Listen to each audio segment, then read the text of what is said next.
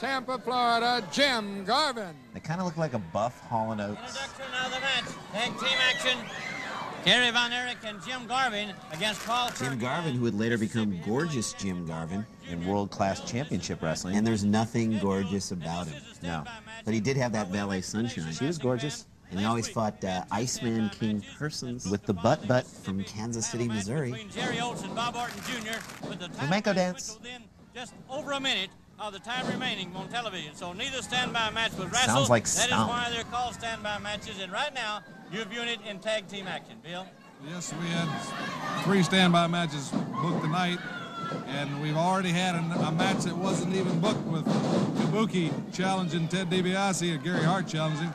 And DiBiase answering the challenge and probably put the fastest fall on Kabuki it's ever been written. I'm sure Gary Hart will protest, so it won't go in the record books, saying it wasn't signed and there was no valid reason.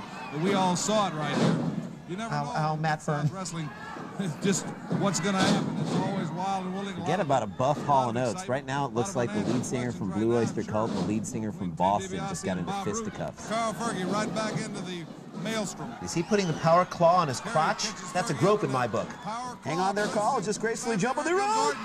Orton tripped and fell, trying to make a save, and Jim Garvin, who has no... Oh, the sleeper! Has put the sleeper on Bob Orton. He's got him in the sleeper. Jerry has pinned Carl Fergie, but Jimmy Garvin hey, buddy. has put the sleeper on Match Bob is Orton. over.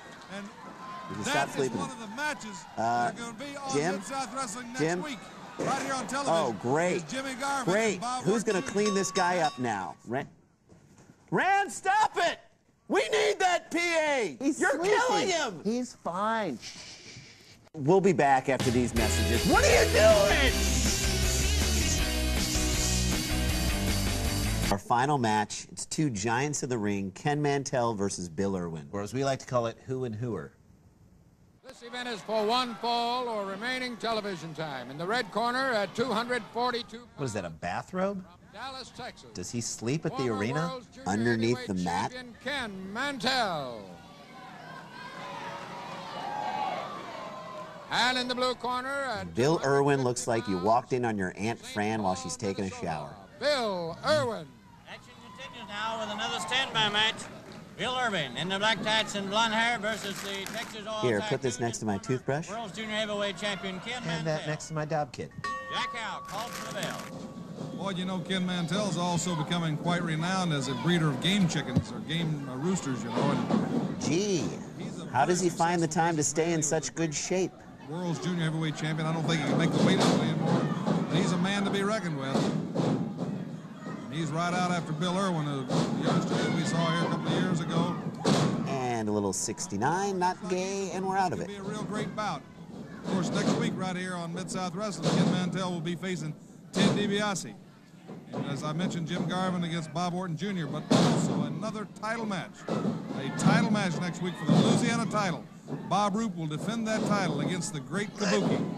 And I'm sure that there will be a lot more preparation on Gary Hart and Kabuki's part. A lot more thought given to that title match than they did when they made that rash That is an challenge Ogilvy home to perk. DiBiase. What are those things on the back of Mantell's onesie? They're Buckeyes. Every time he pulls off a good move, he gets a new one. Ken Mantell, Like that. using that experience, take charge.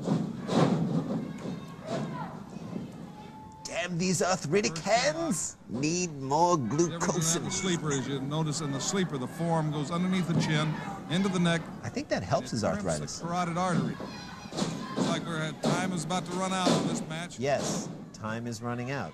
I wonder if they'll finish the match in time. Ken Mantell going for his side sweep. He hits it awful fast. That could be it, Boyd Pierce. Thank God this match just got in under the wire. Bill Irvin, we have time to tell you that Now, next if you'll week, excuse me, I have a load of Ken whites to do. Mantell, Jim Garvin versus Bob Orton Jr. Bob Roop What's he looking at now? Can we get a shot of that? Against the challenge of the great Kabuki.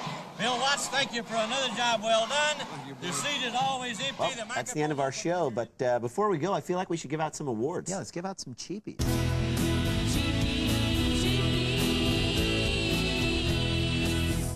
All right, cheapie for best use of a bedazzler.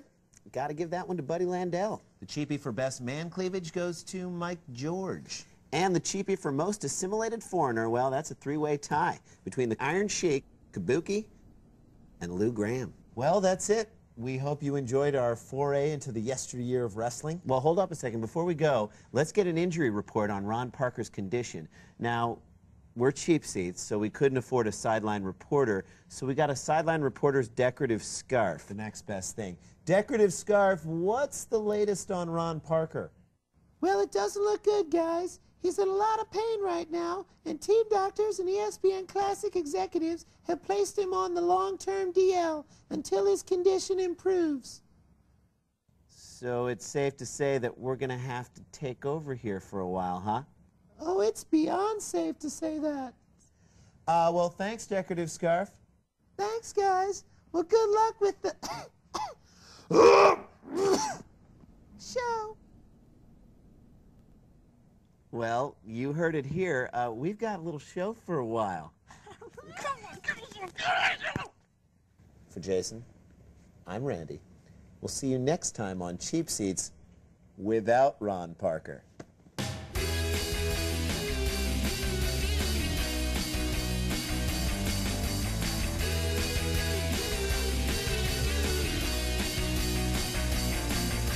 And I found this.